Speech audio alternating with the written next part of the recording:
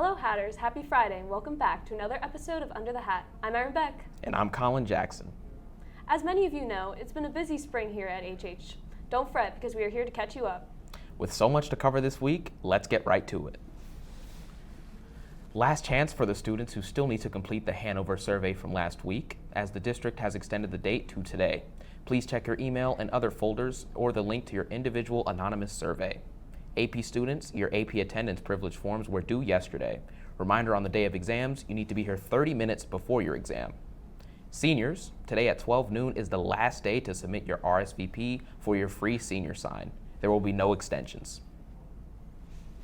Check out the latest issue of the Hat Chat at hatchat.org, which includes an article about Ramadan, Eid, interview with Brian DeCola, and an editorial on free speech. Due to the inclement weather scheduled for this Saturday, the Jarrett Nature Center Earth Day celebration has unfortunately been canceled. What is happening, however, is the spring play, SpongeBob the Musical, which premiered last night to much success. The show runs Friday night at 7:30, Saturday night at 7:30 as well, and a matinee performance at 2:30 Sunday. Join SpongeBob and the citizens of Bikini Bottom as they save their town from total destruction. Tickets are $10 for students. Check it out. While a lot is around the corner, the past few weeks at HH have also been nonstop, with events, shows, and one-of-a-kind moments. One such event is the Quill and Scroll induction ceremony. This journalism-based honor society recently explored exemplary students from the worlds of the yearbook, newspaper, creative writing, and TV. Here's Elliot Kamar with more. On Wednesday, April 12th, students gathered in the library during lunch and learned to be inducted into the Quill and Scroll Honor Society. The society honors students for their achievements in journalism, whether that be photography, creative writing, school news, and more. It's just a whole group of us that great writers and photographers and all that who deserve this award. So it's really nice that we're finally recognized as a group, and it gives me a sense of community. To be nominated for the Honor Society, students must meet certain requirements and be nominated by their teachers. Students are chosen for showing outstanding work and dedication in their class or club. We give them the opportunities to apply for scholarships and be recognized for awards within the global society of Quill and Scroll. Students told us how this ceremony made them feel appreciated and acknowledged for their hard work. Being part of the Quill and Scroll Honor Society kind of recognizes and almost gives a memory of my time in Hatboro-Horsham. Even though this is only the second consecutive year of Quill and Scroll, it seems to have a bright future at HH. This is Elliot Kamar with HHTV. Now back to the desk. Thanks, Elliot. Why am I not a member? I'm an NHS. Another awesome event that occurred during Lunch and Learn and recently also celebrated its second annual occurrence was on April 18th. The high school and special ed departments held the second annual Show Your Talent. Students started the show with lip-sync dance routines, but with many smiles and fun props. Then participants were able to branch out and show off what they have to individually offer. Some students painted, danced, and sang, all portraying their uniqueness. Once individual talents was done, performers had the opportunity to come together and celebrate. Thank you everyone who filled the auditorium with support. Also on Friday, April 21st, Hatboro-Horsham School District recognized their 2023 Hall of Fame inductees. Nominated by community members, 4 inductees exemplify Hatboro-Horsham's qualities of excellence, selected in different fields: Dan Fischito in military service, Richard Loomy for education, Brian Miller in politics and law, and Colleen Wolfe for business and entertainment. After a 3-year hiatus, the community and Hatters are happy to reestablish this honorable tradition. Another tradition occurred recently was the annual Princess Breakfast, which raises money for yearbook and thon, while also providing local children with the opportunity to meet their favorite princesses. Here's Izzy Solowski with more. On April 22nd, the High Hatter Yearbook held their 7th annual Princess Breakfast at Hatboro-Horsham High School. Yearbook raises money for the Angel Yearbook Fund and also donated money to another event, Minithon. The highlight of the event is when kids meet and receive autographs from their favorite Disney princesses, as well as take pictures. Here, well, I guess it would be interacting with the other princesses. They're all so sweet. And I love signing autographs. Not really an autograph, I just write my name, but I love doing it. Princesses are chosen based on an application and interview process and keep their role until they graduate. After that, the search for a new princess starts again. It's just really nice to see all the little kids tell me that I'm their favorite princess. It's like the sweetest thing in the world. And they're all just like really excited, and I love it. I love being able to like make their day. It's so awesome.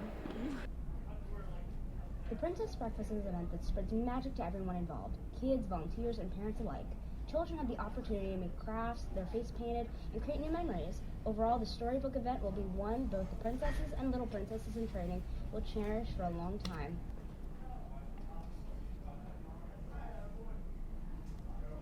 Also occurring on Saturday, April 22nd, was a Minithon, an annual event that raises funds for pediatric cancer. This year, students broke their fundraising record, raising over $35,000, with that money going to a noble cause. The donations go towards pediatric research and Four Diamonds families so that no family should ever see a bill for their child's care. Seeing how much we've raised throughout the year and all of our efforts we've done this year, it really just makes me realize how worth it is for it all, and in the end, it's like one of my favorite parts of it.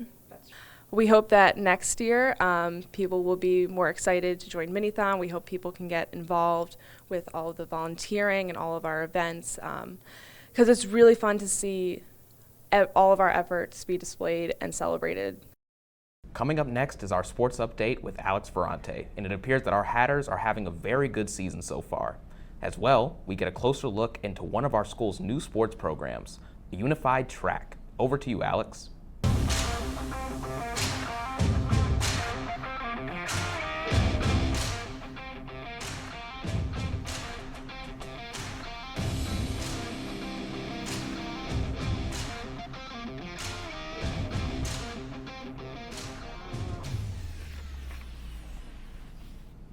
Hey Hatters, now that we are near the beginning of May, some teams are closing out their seasons and some are just past the halfway points. So let's take a look at how every team is doing.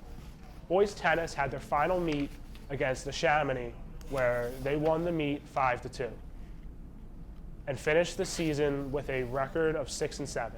They also recognized their seniors Carter Murray and Caleb Carlson, who both won their matches that day. Congratulations to the entire Hatters tennis team on a good season. Next up, we have softball. The girls currently have a 7-2 record and sit in third place in the Liberty Division. This week, they played 2 games, winning both.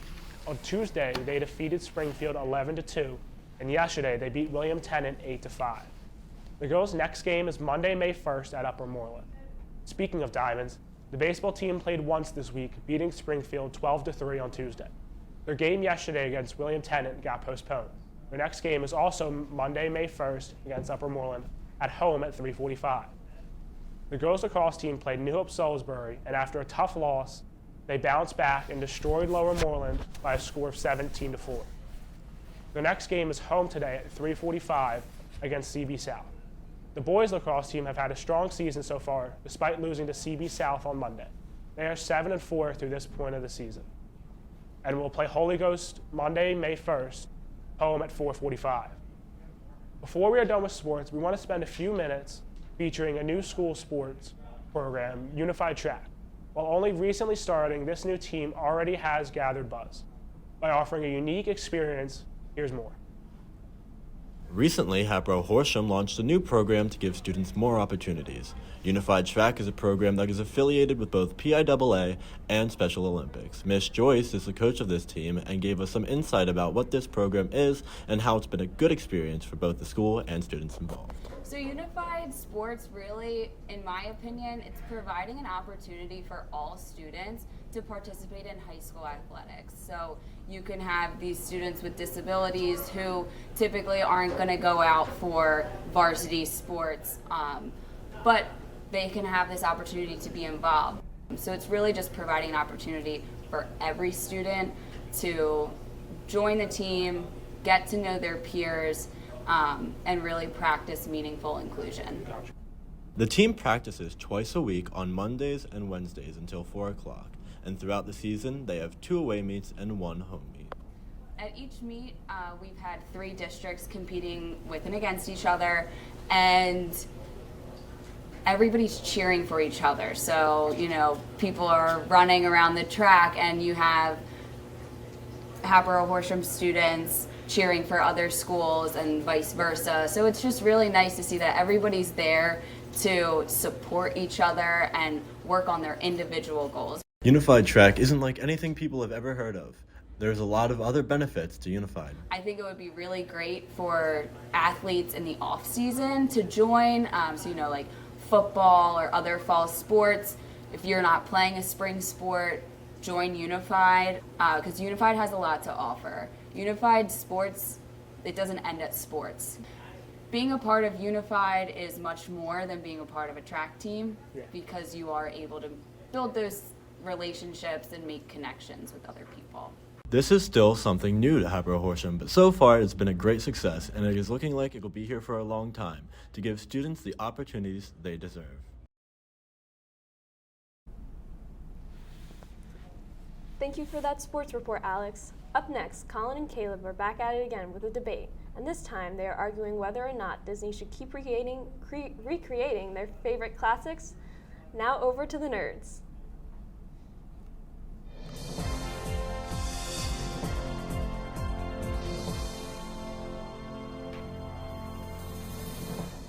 My name is Caleb Hansford. And my name is Colin Burns. As summertime rolls around, more movies are planned to release soon, and this includes popular title Peter Pan and Wendy, released straight to Disney Plus today. On top of that, at the end of next month, The Little Mermaid will be released to theaters on the 26th. This new batch of blockbusters continues a controversial pattern. Pattern? I think you meant to say shot-for-shot cash grabs, preying on the nostalgia of the innocent. Of course, we're talking about the live-action remakes from Disney. And personally, I believe this strategy is a great way for Disney to share the amazing stories that we grew up with for the younger generations of today. Though many disagree, just like Caleb, who will be debating me on this week's topic. Well, why create stories of old when we can create new stories which can better relate to today's youth? More Encanto, less Beauty and the Beast remakes. On top of soulless rewriting, we also have to look at soulless CGI. When looking at films like 2019's The Lion King, I'm left just as emotionless as the animals displayed on screen. Like many things, emotion simply cannot translate into live action. I feel like we shouldn't try to fix what isn't broken, though. And everyone loves these stories, and the feeling that from being able to see them on the big screen again is completely worth it. Seeing the characters from our childhood again may be nice, but due to the remakes, their stories have become tarnished and ruined to the point where I can't even watch the original. Just like when the extended 30-second shot of Pinocchio staring at poop. Well, maybe you're speaking too soon, all right? There are quite a few new remakes announced, which I cannot wait for. And the coming years packed to the brim with live-action versions of movies that we already know and love. Another title announced recently is a live-action Moana, with the two main voice actors returning to reprise their roles. This seems way too soon for a remake. The original was just released within the last decade, in 2016. I guess we'll just have to wait and see, all right? In the meantime, I'm Colin Burns. And I'm Caleb Hansford. Back to your news desk. I think Disney should just stop this trend and focus on what they do best, which is Disney original animated films. Next up, we have Frankie, who's unpredictable as a Disney character, breaking into any song at any given moment. With this week's question being musically focused, let's just hope he doesn't sing. Welcome back to Being Frank for Frankie. Today we're going to be Frank, and the question is, if you were to have a theme song, what would it be? Yeah. Okay. What would your theme song be? Definitely the Ninjago theme song. And that one goes hard. Okay, Miss Vargas, if you were to have a theme song, what would it be? Gloria Gaynor's I Will Survive. I kind of forget that song. Can you remind me what it sounds like? Can you? I will survive. As long as I know how to live, I know I'll stay Never mind, alive. I quit. Please stop. Okay, if you were to have a song, what would it be? Never Say Never by Justin Bieber. I hate you.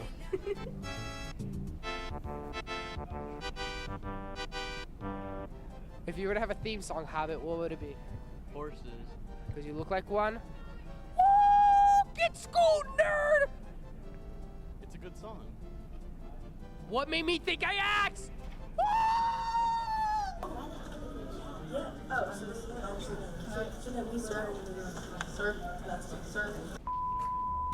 Mark, if you were to have a theme song, Steve from Minecraft, I'm sorry, it's Mark, what would it be? Shake It Off by Taylor Swift.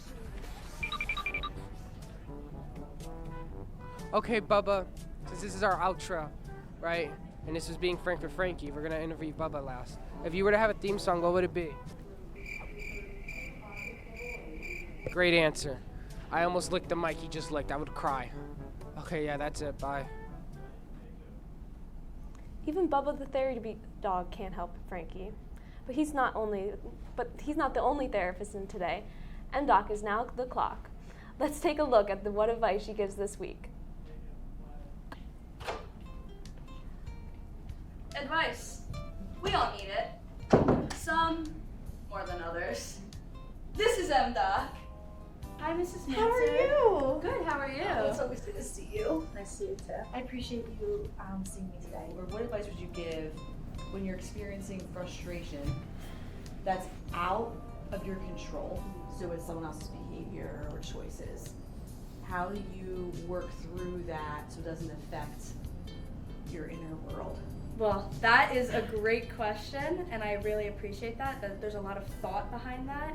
I think for me, when someone is affecting me negatively, you said it yourself, like you can't control their behavior, you can't do anything about what they're doing. It's about how you react to it. Mm-hmm. If someone's picking on you, and then you feed into it, they're just gonna keep on picking on you.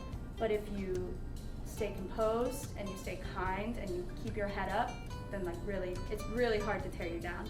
Now for outside stress and frustration with activities, I find that it's sometimes hard to balance things, but finding that kind of good balance and finding that good routine, it helps a lot. Yeah, I feel like it's one of the most challenging things, to not have outside stress affect a person's inner peace. Correct? Do you feel that way too? Yeah. Yeah. I think also a lot of journaling and self-reflection is a big part of that as well, because not only it kind of lets you vent it out a little bit, but also you can then go back and look at those emotions and how you were feeling, and you can kind of reflect upon it. Yeah, I think it also kind of helps to objectify it too. So you're not when you're writing it out, I like that a lot. Yeah, because when you're writing it out or you're just typing it out, it kind of helps you to remove from it a little bit. Or even later when you reread it, you're like, oh yeah, remember how I was mad at that? But you're not really so mad anymore. Yeah, You know? yeah. Yeah, I like that a lot. Thank you so much. You're just shining over here. We're so lucky to have you, and we're gonna miss you a lot. I'm so happy for you. Thank you, Mrs. Manser. Thank It was you, so Emily. nice seeing you today. Thank you so much for your advice, Dr. MDOC. Oh, thank you. Well, I guess today, the teachers got taught. Thank you for your advice, Emily. I know I could use some myself. The weather lately has been up and down. Some might say unpredictable, but predicting this weather this week is Elliot.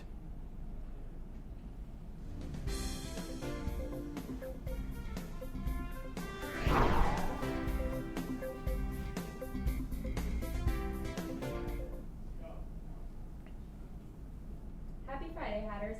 Hope you weren't planning on any outside fun this weekend because it's looking pretty dull. Today's weather is pretty rainy during the day with a high of 58 and a low of 46. Saturday is the same with a steady rain in the morning and a high of 56, low of 48. Sunday the rain continues with a high of 61 and a low of 48.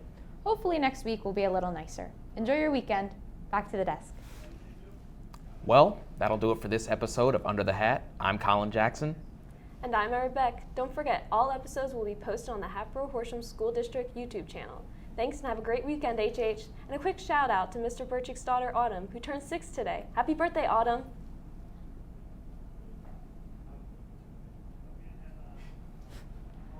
Shouts out his own